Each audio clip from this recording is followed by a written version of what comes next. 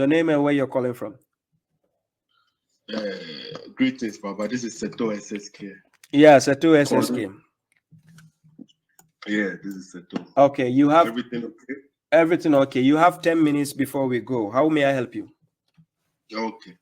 Now, you were saying something about the will of the Father. The will of Father concerning what? You said the will of the Father is what matters because Jesus came. We have to do the will of the Father. You were speaking something. It is from the beginning. You have to know what I said first before you mention, because if you don't know what I said, it means you are confused before calling me. What do you think I said before I mentioned the will of God? Because I quoted the Bible. So what do you think I said before I said the will of the Father? So you were saying something to the fact that Jesus, you see that the program is long, and that is why I am, and you have said a lot. That is why I cannot specifically say it, but I thought you will remember it because since you said it. Okay, I was quoting Matthew chapter 7 verse 21. That was where I gave the reference. When Jesus said, "Not everyone that said unto me, Lord, Lord, shall enter into the kingdom of the heaven," but he says, "But he that doth the will of my Father which is in heaven." That's what he said. Okay, and do you know what the will of the Father is? Do I know what the will of the Father is? Yes. The will of the Father is to come and serve him. That's the will of God. Can you give me the verse where you get this from? I get it from the Quran. We serve God. No, but you were quoting the Bible and you were speaking about Jesus and you are saying what Jesus said. So we want to know what the will of the Father is. Okay, you tell me. You tell us the will of the Father. Okay, so you don't know, according to the Bible, what the will of the Father is. And I said, tell us the will of the Father. Yeah, I will tell you. So you don't but know you have to tell me exactly what Jesus said as the will of Father. Oh, I will tell you. But okay, so give us the verse where Jesus mentioned the will of the Father. What was the will of the Father Jesus mentioned? No, but when you just said the will of the Father is in the Quran, did you just say that? I said, give us the verse where it says Jesus showed you the will of the Father. Don't strawman the argument. Go back, show the proof. No, wait. Show the proof to the claim first, then we divert the conversation. Don't divert the conversation when you are supposed to answer something. Do you understand me clearly? I understand what you're saying. So you go to the first premise first. The first premise is to answer where Jesus showed the will of the Father. So show us the will of the Father. Okay. But you have to quote Jesus. Of course, I'll quote Jesus. Jesus. Okay. But you said, I want it to be clear because you said something about the will of the Father is in the Quran. Yes. Did you say? Yeah, the will of the Father, because the Father I understand is not a biological father. Metaphorically, if you say Father, I don't see any problem with that. Metaphorically. So the will of the Father is in the Quran, yes. Okay, so we can come back to that one because exactly. I will come back to the Quran. Okay, so the will of the Father, according to John chapter 6, verse number 40. Can you read this for us? He says, "And this is the will of him that sent me, that everyone which sees the Son and believe on him may have everlasting life, and will raise him up at the last day." And will raise him up at the last day? Yes. Okay, so I will just go with your translation. So do you see what the will of the Father is? So explain to us what does it what is the will? What is the problem with what he said? No, you didn't understand what you read? Oh my God! I didn't understand what I read. Yes. I don't see any problem with what he said because I told you the Father not being biological, the Son not being biological. I don't see any problem with that. Okay, so what is the will of the Father now? And this is the will of him that sent me, that everyone which sees the Son and believe on him may have everlasting life, and will raise him up at the last day. So he's talking into context with the children of Israel who saw Jesus. You get it? And then they believe in him. Because it's not talking about you right now. You, SETHOO. Okay, so the will of the Father. No, but do you agree with what I just said? No, I don't. Did you see have you seen the Son before? Have you seen Jesus before? Okay, let me finish speaking. Okay, so you are saying, according to that, you just asked me what the will of the Father is, right? And then now you are saying this verse is for only the children of Israel, only for them. This context is everyone which seeth the Son. You, SETHOO, have you seen him before? No, I haven't seen him before. Simple. It is talking about people who have seen him at the time and they believe in him. Because to us, when God sends a messenger, you have to believe in him. Do you understand me? Okay. And then me reading the Son here, I don't take it biologically. I take it metaphorically. Do you understand me? Even David, according to the Bible, is the Son of God. But if I ask you now, is it biologically? You tell me no. It is metaphorically. So I don't read your text and take it literally and say, oh, he is the only Son of God, begotten Son of God. This is the issue with scriptures. I read the verse. You said, okay, you don't know the version I'm reading. Because according to you, you want to read another version and tell me what you understand from another version, right? Which version are you reading? King James Version. King James Version. Okay. Yes. King James. Okay. So now let's read it one more time. Can you read it one more time? Okay. Please? And this is the will of him that sent me. So number one, which means he was sent. Exactly. Good. So we believe sent him. We believe God sent him. Exactly. That everyone which sees the Son, we believe the Son is not biologically, but metaphorically. And believe on him. Yes, we have to believe him. If God sent somebody as a messenger, you have to believe him. Then he says, which sees the Son and believe on him may have everlasting life. This is also metaphorically. When we say everlasting life, doesn't mean you live on earth forever. You will eventually die. But this everlasting life is about talking about when you go to God, you have eternal life. You are not going to be destroyed. And I will raise him up at the last day. And God will raise such up at the last day, which is the judgment day, which we know. So the one who is going to do the raising is God. Is that what you're saying? Which one? The one who will do the raising. He says, it is God. Yes, it is God speaking. No, what?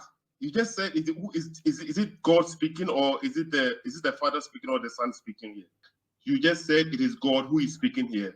Where did you say it is God who is speaking? Yeah, Jesus is speaking on behalf of God. Is he the one going to raise somebody? Yes, that's what he's saying. No. So do you understand when somebody is sent as a messenger? When somebody is sent, what is that person? What does that person become? Let's take the verse here. I'll not answer the question first. When somebody is sent, no, wait. When somebody is sent, what does he become? He becomes a messenger. The messenger, is he supposed to tell you what the one who sent him said, or he has to tell you his own words? No, okay, it depends.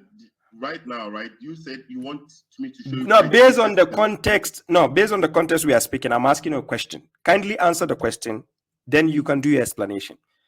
When somebody is sent, what does he become? Listen carefully. So you are saying, and according to what you just read, okay, and this is the will of the Father. You said Jesus is speaking. You said that who is speaking right now?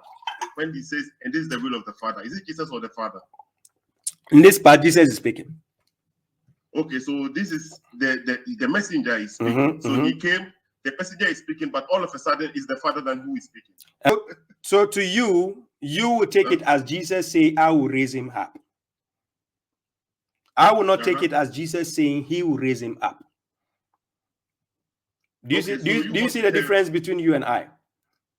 No, yeah, the text speaks for itself, but you want to tell me, so when you take the whole verse, King James version that you said you were reading, and then you the verse doesn't end there, right? It goes up and down. Let me see. No, you quoted a verse. Wait, we are not going to do back and forth like that. We are not going far. You quoted a verse to show me, wait. You quoted a verse to show me the will of God. Exactly. This is what you did. And if we stay with the will of God, that is where it stopped. Full stop. You saw full stop there. There's a full stop after the verse. Exactly. Okay, good. So we are sticking to that verse. We are not going anywhere. You want to put the argument of the Son there. to ask me if I believe he's the son, begotten son, or whatever. I know didn't where say you, this. no, but I know where your argument is going. That is your false assumption. Okay, now explain to us why you quote this verse. To tell me what. Okay, because I will go back to whatever you are saying, right? That is what I'm saying. I will go back to your video and what you said, what you quoted from your own video. The reason you were saying something to the fact that Jesus, right, never said anything about. I don't want to misrepresent you, but I will go back and I will cut that portion. But the point that I'm making here is, right, we know that the will of the Father is to believe in the Son, right? And this is the will of him who sent me, that everyone who sees the Son and believes in him may have everlasting life. So for you to have everlasting, this statement was not made by Moses, was not made by Noah, Mohammed, or whoever. Nobody makes this statement, only Jesus. Whoever sees the Son and believes in him may have everlasting life. And that's okay. And after that, he says, and I raise him up at the last day. At the last day, the I here, you want to say it is God. It refers back to God. Wait, Father. and who is it? Who is it talking about in that verse? The one speaking says, and then he will raise who up? He will raise, and I he will raise who up. Everyone. Does the verse says everyone? Yes, he speaks about everyone who believes in him. And I will raise him up at the last day. Exactly. Okay. So you, according to you, who is the I? The one speaking is the I. The one speaking. So you are saying Jesus is the I. Exactly. Yes. Okay. And then him up, you said, is the everyone. Yes. Okay. But when you read the context of the verse, you say he was sent, the one who sent him. He is there to do the will of the one who sent him. No, he's telling you the will of the one who sent him. Yeah, but Jesus himself in the Bible, he said he's there to do the will of God. Exactly. And then he's also telling you the will of the one who sent him. Who sent him is God now. What are we talking about now? I don't disagree with you. I know, I know that. So Jesus said he didn't come to do his own will. Listen carefully. Jesus never came to do his own will. This is what he said. There are Bible verses where I can give you. He didn't come to do his own will, right? Do you agree with that? Yes, I agree with that. He came to do the will of God. Who sent him? Okay. Yes. So now you read this verse. You are now telling me the will of Jesus. No, not the will of Jesus. No, you just said, you said, I will raise him up. Who is that? No, that is, I'm telling that. What you will do. This will here is not the will of him, like the will. You see now you are you are the English one. You are the one. The will. When he says I will do this tomorrow, it is what is he's going to do tomorrow. It's a will. Still, it's a will. Do you understand? Do you understand a will? When somebody died, the reason why we write will, we write a will so that what you want to be done should be done when you are dead. So they will do it for you. They will give this to this. That's why we call it a will. So if Jesus says, and I will raise him up at the last day, he again said he didn't come to do his own will, but the will of God. Yes. So now if he is there to do the will of God, even in that statement, he's saying, I did not come to do my own way. So when he was speaking about a specific time when he came. No, but I'm putting it in the contrast of John chapter 5, verse 30. He said he didn't come to do his own will, right? Yes. So if he didn't come to do his own will by the will of the Father, so now we put it in this context of this John chapter 6. John chapter 6, number 40. Okay, so verse 40, then he says, and this is the will of him that sent me. So he's still telling us the will of God, right? You agree? Exactly. Then he says that everyone which sees the Son and believe on him may have everlasting life. So he's still telling us the will of God. Then he says, so for you to have everlasting life, you have to believe in him. Yes. But remember, he is talking in the context of people who have seen him at that time. Because he says that everyone which sees the Son, everyone, which means at that time, whoever saw him. We are not talking about you and I now, because you never saw him. No, but we'll continue. Just finish. No, do you agree? You never saw him. No, but it doesn't mean it doesn't mean it doesn't necessarily mean you have to see him physically. Okay, because you can get the message. It's the same. Like even if you can use the message, you get the message. It's like you have seen him. It's the same. Okay, no problem. Okay, no problem. That is your interpretation. Okay, let's go. So then, and believe on him may have everlasting life. So he's still telling us the will of God. And I will raise him up at the last day. Now, I will raise him up. Remember, still, he's not there to do his own will, by the will of God. So me, according to this verse, I understand if I add other verses, Jesus said he's not there to do his own will. Still, that is the will of God here. He's telling us, not himself. That I will raise him up at the last day. My understanding is this is God speaking. Jesus is speaking on behalf of God, telling us the will of God, not his own will. You are going to say it is Jesus' will, right? So that is, if you say yes, that is a contradiction. You get it? Okay, that is not a contradiction, but at least I think it's okay for me. The answer that you have given me, okay, because it fits to what you were saying before, right? But this verse that you have quoted, I'm quoting for you. According to the interlinear, right? Interlinear of when you go there, he said, "For it is." Let me see. John chapter 6. For it is my Father's will that everyone who looks to the Son and believes in him, right, shall have eternal life. And I, the I there is I, first person pronoun. Okay, I, first person pronoun. Will raise him up later at the last day. That is what the breakup when the interlinear says. Okay, so you have to believe in him, and he will raise you up at the last day. I think I have enough for this answer. But can I ask you about? You said the Injil. SETHOO, we talk about the will of God. When you came, I say I gave you 10 minutes. Check the time. Where are we going? If you need a dialogue with me, listen. If you need a dialogue with me, correctional officer is never running away, especially people like you. I'm never running away. So how come you never focus on the Injil? I want to know when Jesus received this Injil. When? SETHOO, do you understand English, for God's sake? Do you, Baba? SETHOO. Do you understand English? SETHOO, have a good night. Do me a favor, please. Get out of here. Get out of here, man. Shit, I'm saying.